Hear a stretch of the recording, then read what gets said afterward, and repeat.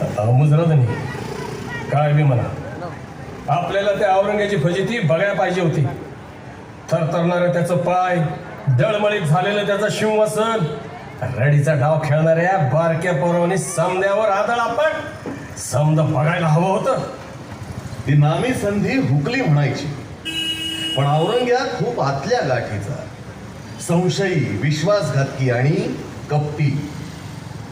तेव्हा असा शांत बसणार नाही तो. मग काय करणार आहे तो?